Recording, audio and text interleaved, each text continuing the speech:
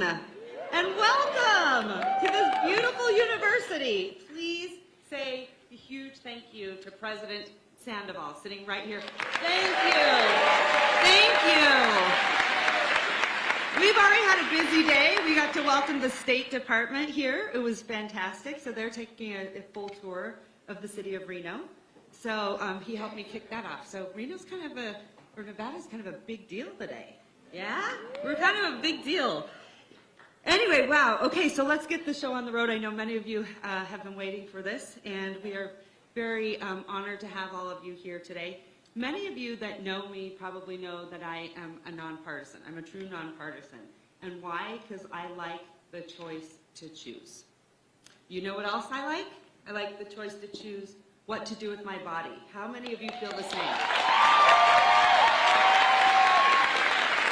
Right? So what I want to say is Nevada is poised to lead the way in this conversation. It is so incredibly critical for Nevada. But you want me to tell you why I think, honestly, hands down, Nevada should be the ones to lead the way? Because you may not know this, the city council is majority female. Any city council members here today? Please stand up. Thank you. Washoe County Commission is majority female. Any commissioners in the house? Please stand up. Any commissioners in the house? Come on, girls, where are you? You know me, I'm competitive. I like to hear it loud. And what about, and I see many of you here, and so you better stand up. We have the first female majority legislature in the United States of America. Right? There you are. Well, thank you. Thank you. Give them a round of applause. And some of you may not know this, but 54% of the students that go to school here are female. Give them a round of applause. All right, so to help me moderate this very important discussion is someone that is incredibly, incredibly talented. She's a talented artist, an actress, an activist. And so you've probably seen her in productions like Rent and Men in Black 2. So please let's welcome the one and only Rosario Dawson.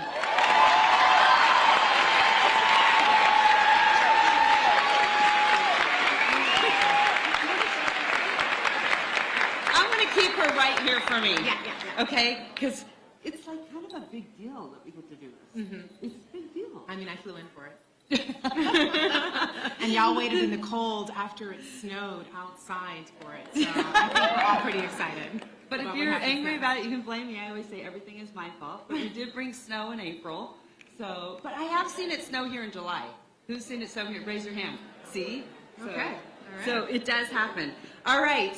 So what we've all been waiting for, this next wonderful woman needs no introduction. And I will tell you, I don't think there is anyone bigger, better, badder, risk taker, ceiling breaker than this woman to lead us on this incredible, important issue.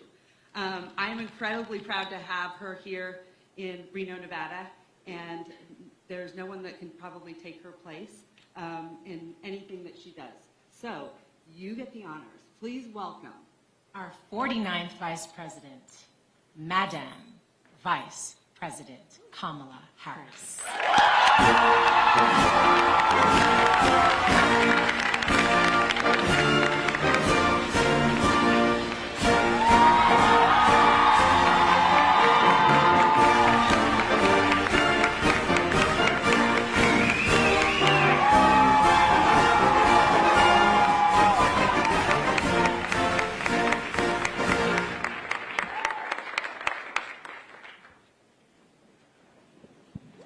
Wonderful. I hope someone sends me that photo later. Thank you so much. What's your Twitter handle? Someone's going to send it to you. I promise. So welcome everyone to this very important and honestly prescient conversation, because we need to be galvanized to make a difference on this issue. Thank you, Madam Vice President, for saying that. Thank you for being here with us. And can you please tell all of us why you insisted on coming here to Nevada to talk with us about reproductive justice and rights? Yes. Well, first, good afternoon, everyone. It is good to see you all. I was just hanging out with the folks who are in the overflow room, and I will tell you what I shared with them. I'm counting on you guys. Governor Sandoval, where are you? And thank you for hosting us in the warm welcome. And for all that you are doing here. We're counting on these students to lead in every way, starting now. And obviously, you already made that decision. That's why you're here. And so thank you all. So, Mayor Rosario, the issues of this moment are profound. You know, I'll just put the issue that we've convened to discuss this afternoon, the issue of choice, in a larger context. There is so much that for years we took as being settled. We thought there were just certain things that were settled. The Voting Rights Act, okay, voting rights are settled. Not so much. We thought that this issue of choice, a woman's decision, a person's decision to make about the future of their life as it relates to their body, settled, Roe v. Wade. Not any longer. You look on a global scale, we thought that it was long settled. The understanding of the importance of sovereignty and territorial integrity. But you see with Russia's unprovoked aggression in Ukraine, we can no longer take that for granted. We are in many ways living in unsettled times. Now, this is not the first time in history this has happened. But it is very important for us to be very clear-eyed about the moment in which we all exist, and then what becomes our duty. What becomes our duty to defend foundational, fundamental ideals and principles, including the foundational ideal and principle of freedom and liberty.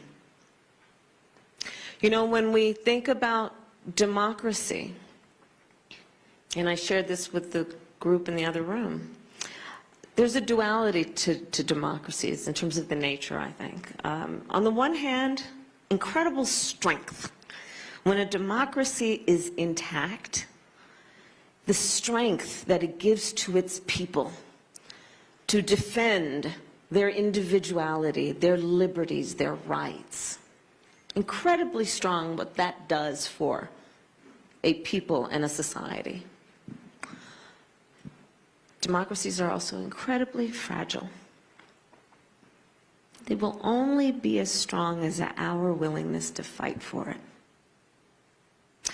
And so, centering us on this moment, this is where we are on so many issues. And in particular on the issue of choice and reproductive freedom, we have witnessed the highest court in our land, the United States Supreme Court, the Court of Thurgood, take a constitutional right that had been recognized from the people of America, from the women of America.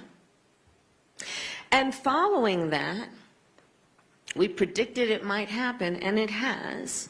Laws are being proposed around our country by extremist so-called leaders that would criminalize healthcare providers, literally providing for jail time for healthcare providers. Laws that would punish women. Laws that don't even make an exception for the violence and violation of rape and incest. And you know, my career, a lot of my career I spent as a courtroom prosecutor specializing in crimes against women and children. And the idea that laws would be passed providing no exception for rape and incest by people who consider themselves and want to be called leaders, don't they understand that this individual that would be the subject of that restriction has just survived an incredible violation of their body, and then you would put in place a law that after that happens would further deprive them of the liberty and the right to make decisions about their own body? This is what's happening in our country. Laws are being passed. They're in Florida, well, they're saying, well, we'll make an exception as long as you tell somebody, like the police, and there's a court order. Well, having prosecuted these cases, I'm going to tell you, the vast majority of survivors don't report for a variety of reasons that have to do with what they believe is in their best interest and the best interest of their safety. And now you're going to require that after that, they have to go and walk into a police station and tell somebody if they don't want to, in order to make a decision about what happens with their body? And these people call themselves leaders? You know, one of the important characteristics of anyone who considers themselves a leader, I believe, is to have some level of empathy and understanding about the impact, not only of their words, but of their actions. So this is where we are. And I look at the students here, and I have asked you to continue in your role of leadership. I have let you know we need you, because we really do. You know, I am a daughter of parents who met when they were students, marching and shouting for justice in the civil rights movement. Some of the best movements in our country that have been about the expansion of rights have been led by students. This movement requires your leadership. It requires your leadership. And there's a lot to get done because, and I thank and I met with the legislators who are here and your legislative leaders and that majority female legislature that you've got here. Some bad people.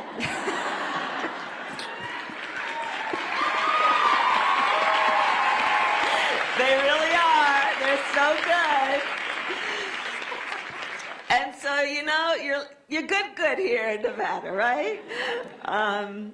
You know, I just left California, my home. You know, we're good there. But folks, around our country, people are suffering in so many states around our country. And so even though it's not in our backyard here in Nevada or in California, please lead in this movement and build up the energy and the momentum to stand for our democracy and our foundational principles and the right of people to make decisions about their own lives and not their government.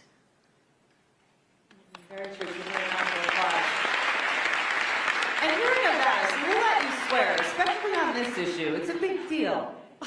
Right? It's a big deal. It's a very big deal. So yesterday it was interesting. I asked a lot of people, what would be the one question that if they could ask you, what would it be? Mm-hmm. It was really interesting to hear because the majority of everyone that I asked wanted to talk about the abortion pill and what that looks like and what's next. Is it birth control? Is it life-saving diabetic medication? What does this look like? So a lot of people wanted to ask you that question. What do you say to them? So mifepristone is the drug that we are talking about, a medication that we also refer to as the abortion pill. Okay, so what's the issue here? The issue is, if I might be oversimplifying it, but it really does, I think, hit the mark. The FDA, a federal agency, charged with doing the scientific work, the peer-based review, the medical work of analyzing medications to determine if they are safe and effective for the use as prescribed by a doctor. That is the entity that is charged with doing that work and has been doing that work for 85 years. Of analyzing and doing the research, because when they say FDA approved, we know and can have confidence this is safe and effective. And by the way, it's also prescribed by a doctor, who, by the way, is a medical professional.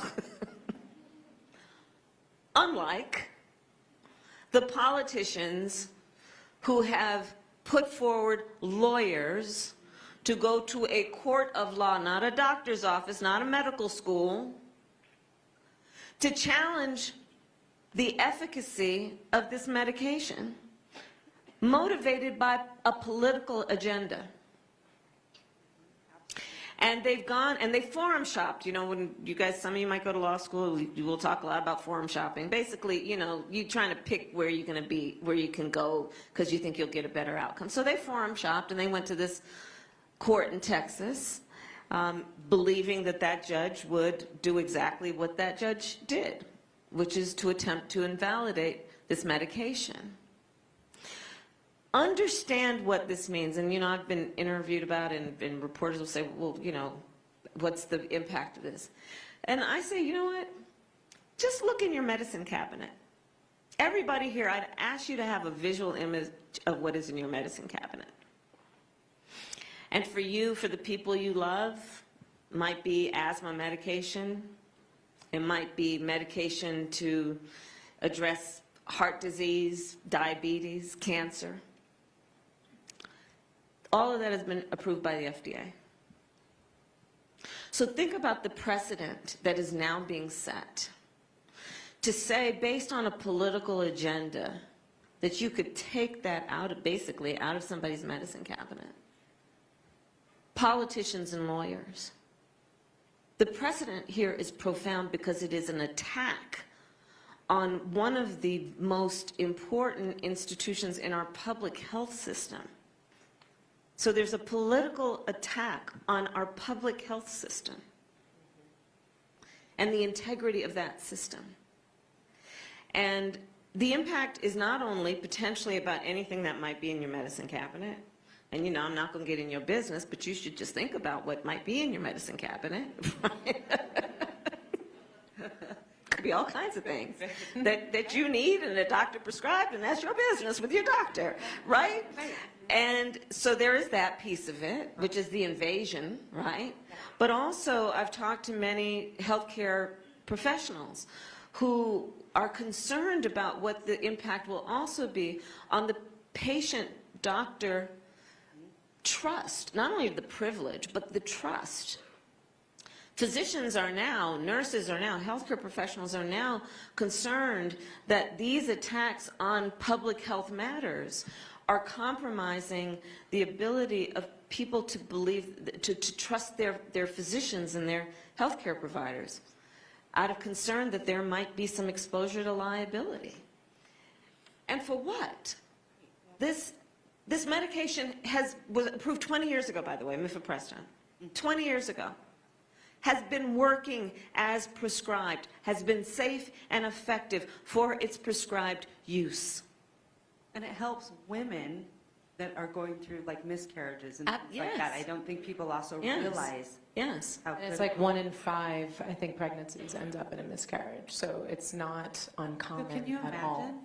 Well, and that's part of this issue that we really, and I appreciate you both raising it, should really understand in terms of real day impacts since the Dobbs decision came down on women who are suffering through a miscarriage. There are countless stories. There are a couple stories that I heard most recently of women in Florida who were going through a miscarriage, went to get medical help and were denied because the medical professionals were concerned that they would face a liability or even criminal punishment for helping these women survive. And they almost bled to death before they were treated. There's a young woman, her name is Amanda, in Texas, who I've talked with and I've spent some time with, she and her husband. 3 times she had to go to the emergency room seeking help and denied. And it was only when she contracted sepsis, could have killed her, that they finally said, we will help you because now it has reached such a crisis proportion. And these are the stories we know about. These are the stories we know about, which raises another point on this issue, which has to deal with the judgment that is associated with this. Judging women and making them feel embarrassed or as though they should be ashamed, which has the natural result of making people feel alone and more likely to suffer alone. You know, we have a history in our country and in the world of shaming women for their sexuality.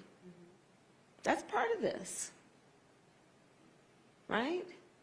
And so we have to understand also the experience that people are having every day in our country right now. Many people are having an experience where they feel completely alone and without support and feel that they are being judged as though they've done something wrong.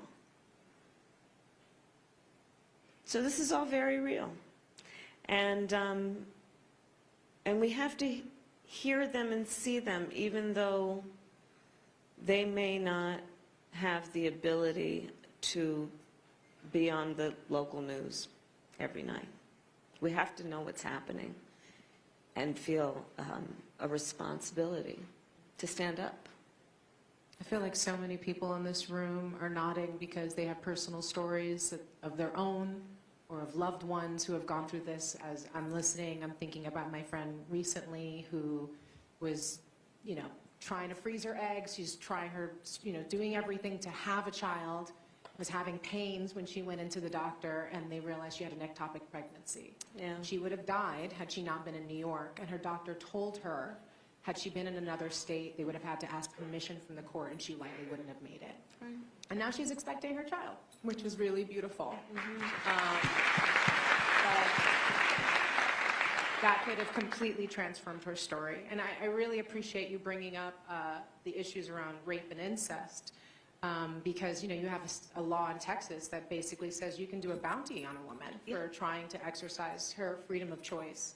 And that, for me, when I saw that, I think that only incentivizes rape. For people who are targeting women and want to keep them in their lives, you know that you can rape them, get them pregnant, and hold them hostage, basically, for the rest of their lives. And the fact that they're being financially incentivized to do that is just the insanity of where this has been going with this overturning of Roe v. Wade. You've got people who are suing and pushing back against it, but I'm also hearing about doctors who are deciding that they're not going to do pregnancies anymore. They're not going to deliver babies anymore because they don't want to be caught up. Like, I'm literally seeing whole hospitals completely transform because the doctors want to be able to treat their patients and not be criminalized because someone had a miscarriage, which is so common, and now that is suspect because they think maybe there was foul play of some kind. So I feel with, you know, how serious this is and how prevalent, you know, this issue is in so much of our lives. We're all asking that question. What is the Biden-Harris administration doing specifically on this, and how can we be of support of that? What will it take? So the work that we are doing is the work within our power. So, for example, through the Health and Human Services, HHS, sending out information and passing rules to protect patients' privacy. That gets back to the earlier point about our concern about what could potentially be a deterioration in the relationship that people have with their doctor because you're afraid that your records might be public. So we've actually been looking at the HIPAA rules, right, which years ago we all decided this stuff should be private, not a secret, it's just my business. If I choose to share it with you, I will, right? So HIPAA rules came into being, but within the HIPAA rules, there was an exception if there was a lawful court order. For it had to be for stated reasons. Well, we're closing that loophole, knowing that in many states they're proposing or passing legislation which does make it a crime. So these are some of the things we're now having to look at, right? We are looking at and notifying that under any circumstance in our country we have rightfully decided no one should be deprived of or denied emergency medical care. So reinforcing that rule, it's basically it's called EMTALA, to make clear and that the public knows and that providers know no one can be denied emergency health care. And so in these crisis situations, that they would not be turned away. The Department of Justice is looking at the potential for litigation where there are cases that we can, including they've been pulling together pro bono support, so basically private law firms and private lawyers to give free legal advice, because again, so many people in the system, be it healthcare providers, clinicians, people who are running clinics, are concerned about their legal liabilities and looking at potential for not only jail time, but substantial fines. So this is some of the work that's happening. But ultimately, I say to everybody here, what we need is federal legislation to be passed that would put back into place the protections that we had in Roe v. Wade. We call it codify it. We need to put those protections into law, because if we do that at a federal level, then it will render all these things that are happening in these states null. It will get rid of them, essentially. We need federal legislation. So that's about, again, back to the point about our movement. Our movement to talk to the United States Congress in every way about why this is important and why they must act to protect an individual's right to make decisions about their own body. Because the piece about the mifepristone, back to the point, over half of abortions, not to mention miscarriages, are treated with the medication. And so if what's happening in this court is left to stand, it will in effect be a nationwide ban,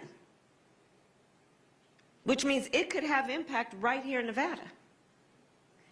So we have to have a counter movement to what they are attempting to do, which is to create a national ban on the right to make these decisions. And the best way to handle this is truly to get the legislation passed, to put into law these protections. And again, I think there's another point that is very significant on this issue. One does not have to or need to abandon their faith or deeply held beliefs to agree. The government should not be telling her what to do, right?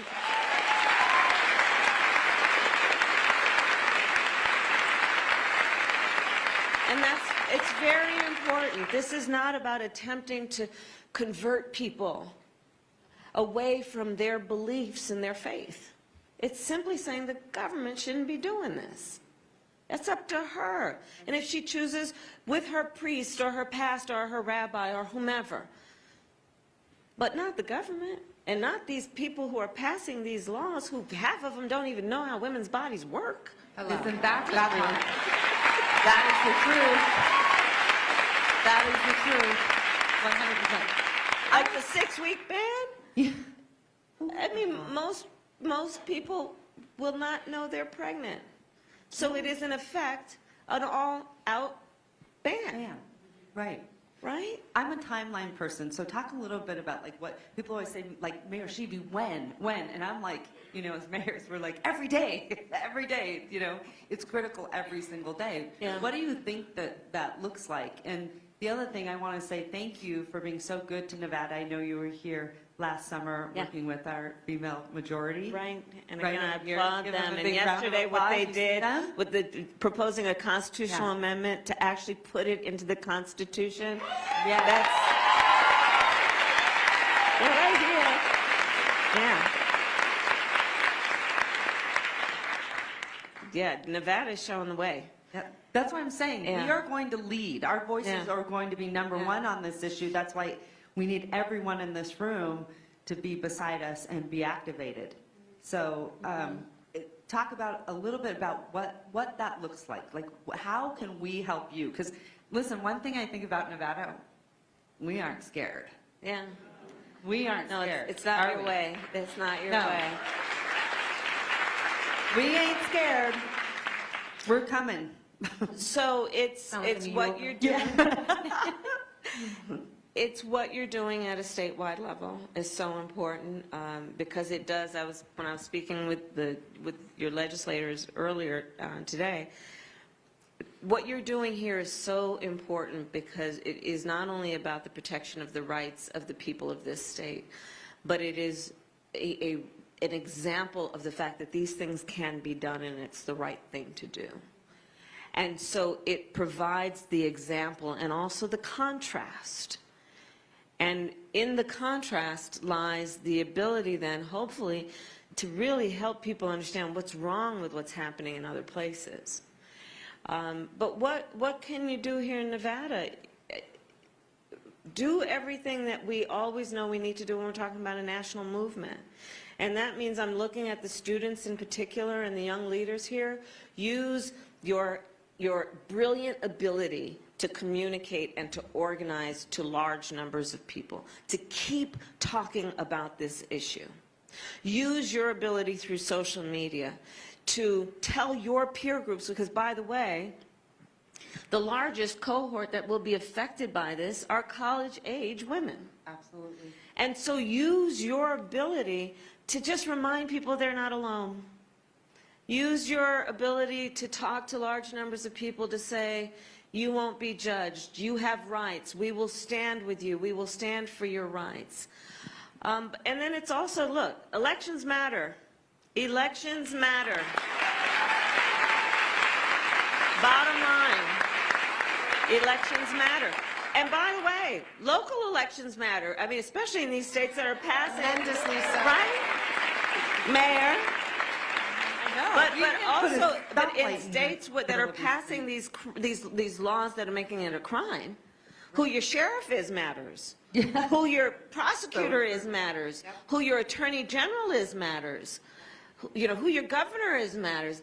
And then it matters who's in the United States Congress, because ultimately this is where the movement has to land, which is to get that federal legislation passed. And so that's about all that Nevadans know how to do to organize around national elections also.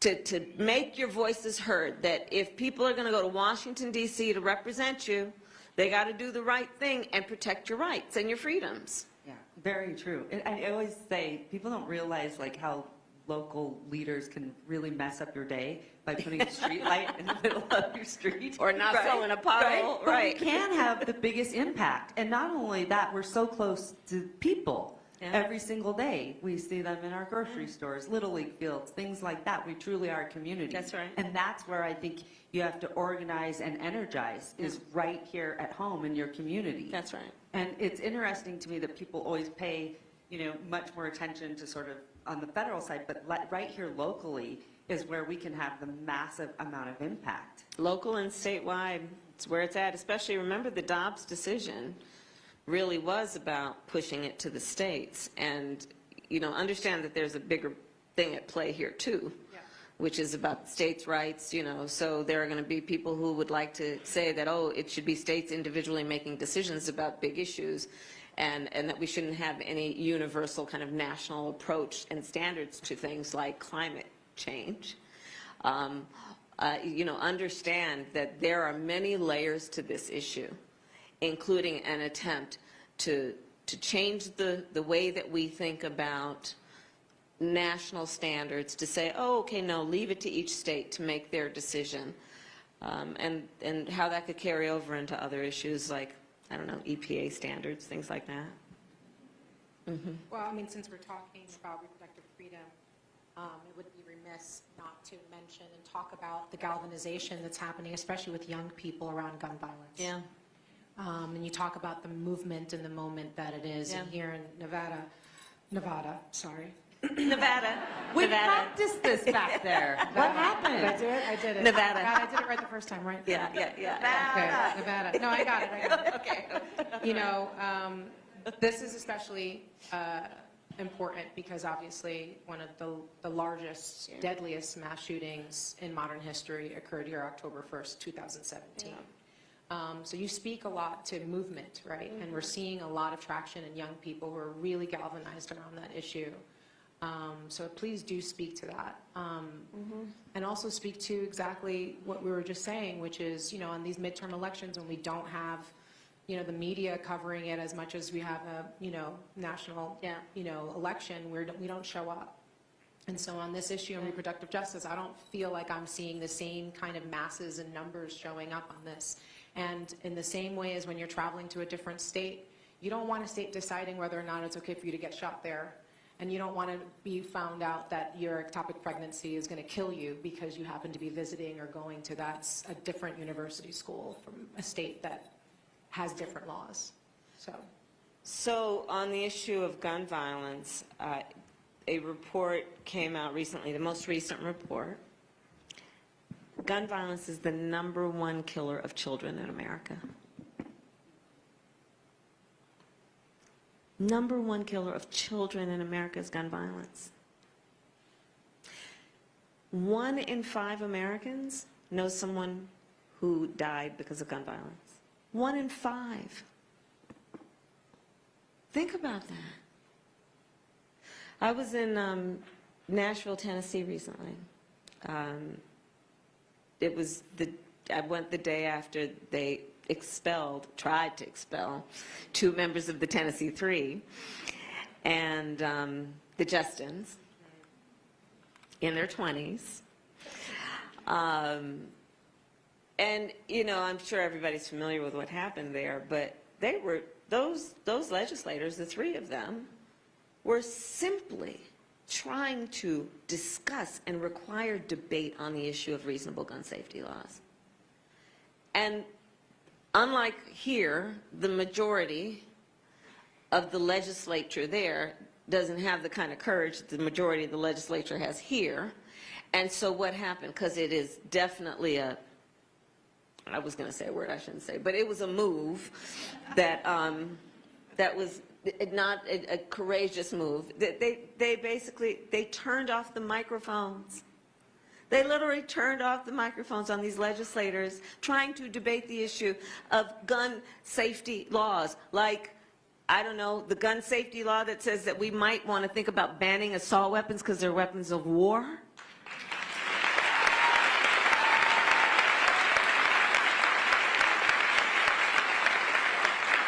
That we should have universal background checks because you might want to know if someone is a danger to themselves or others before you let them buy a gun. Red flag laws. Yep. Let's let people and families speak on these issues. And they turned off their microphones, which is so symbolic of what's happening on this issue in the debate.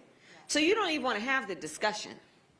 Because to have the discussion would mean that you're going to have to speak to Sandy Hook, Uvalde, what happened in Las Vegas on October 1. They turned off the mics. But here's what I loved, what the Tennessee Three did. They found a bullhorn. They found a bullhorn. They were not going to be silenced. And we cannot be silenced. And again, when I point to the Justins in particular who are in their 20s and the leaders who are here, you all, for the most part, had to grow up where you were learning how to read and write and duck if there was a gunman breaking into the school, an active shooter. I grew up in California. We learned to duck if there was an earthquake. That's right. Not because there was a shooter. Right. And what I've talked to students, younger students in particular, who will talk about the fact that they'll go into class, like middle school and high school students actually, who will talk about the fact that, well, I don't like going in the 5th period because that classroom doesn't have a closet. Or in that environment. right? Or the way the configuration of the classroom is such that if they're facing the chalkboard or the teacher and their back is to the door, so half the time they're worried if something might come in. The trauma, the undiagnosed trauma that our students are facing because of this issue. And then you look at the statistics that most recently came out. We must act on this. We must act on this. And again, it's a false choice to suggest you're either in favor of the Second Amendment or reasonable gun safety laws. I, for one, am in favor of both.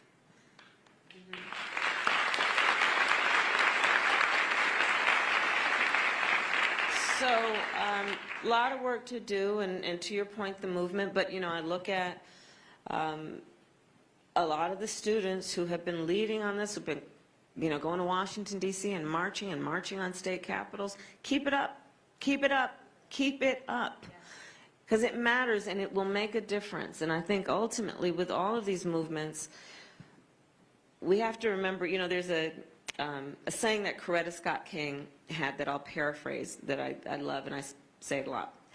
She said famously, the fight for civil rights, which insert the fight for justice, the fight for equality, the fight for fairness, the fight for civil rights must be fought and won with each generation. And I think she had 2 points. One is that it is the very nature of the gains that we make that they will not be permanent unless, and here's the second point, we are vigilant in fighting to maintain them and to maintain our standards for what makes for a civil society where people's rights, including the right to be safe, the right to have certain fundamental freedoms, are intact. And so, again, this is not a time to throw up our hands, this is a time to roll up our sleeves. Exactly. Roll up your sleeves, right? So I'm a big believer in positive mental health. And now more than ever, and probably much like both of you, speak to a lot of young women that want to become engaged, involved. A lot of them want to run for office. How many future mayors out there, future vice presidents? Raise your hand. Yay. Come on, all you girls right here better raise your hand. Right here, see? Right here. It's going to take our job. But what would you tell them? Because a lot of times I hear them saying, what is happening today is truly scaring me. And I could see how they are having anxiety about stepping into that role. Because now I think politics has changed dramatically in the last 10 years that I've been in politics. So what do you tell young women that want to get involved and run for office? But also, I mean, we are living, like you said, incredibly difficult times. And these are challenging issues and attacks on women.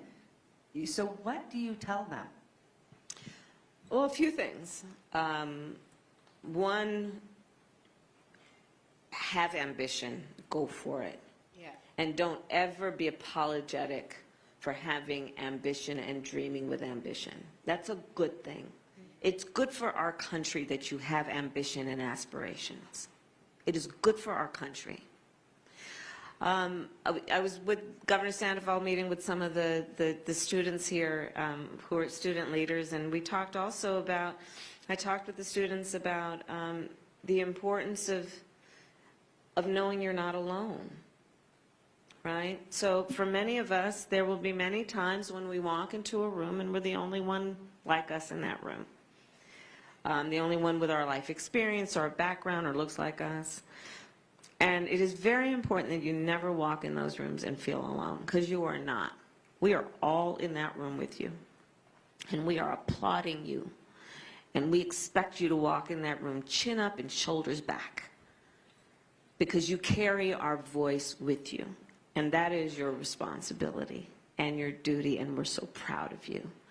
And so when you talk about how people are feeling and how that might deter them or cause some hesitance to run for an office or to lead, you got to know that you got a lot of people who are rooting you on, and sometimes you may not see them, but we're there. And don't ever lose confidence in the fact that we're there and we're proud of you. And the other piece is also, look, I don't hear no until probably maybe the 10th time that I hear it. I don't hear no. Persistent. I don't hear no. And, and so don't you ever listen, especially to the young women that you're asking about. You're going to be told, they're not ready for you. There is nobody like you who has done it before. Oh, you're too young. Oh, that's going to be hard work. Isn't that true? You always hear that one. don't you listen. Don't you dare listen. I like to say, I eat no for breakfast. Don't you hear no. And know that we're applauding you, and that we need you, and we need you. We just need you. We need you. It's so beautiful seeing this room full of men and women. I'm sure all genders are being represented here. We need that. We need a galvanized, robust movement of people. And I'm just so grateful for this conversation, that it brought all of you together. See how like-minded you are. We can all make a huge impact and difference, because we do need you. We need each other. We are all individually just one vote, one yell, you know, one person, you know, who's working, but it takes all of us to make that difference. And there is a counter movement. Since the second Roe v. Wade was put in, there was a fight to push back against it. And with the FDA move right now, they're trying backdoor ways to take away our rights. We cannot let them. We need to be strong. We need to be using that fear, that anxiety, that anger to give us that energy to come at it. So I just want to say thank you so much for letting me see this, because I'm so moved to see all of you here, and I know we can win if we do it together. So thank you.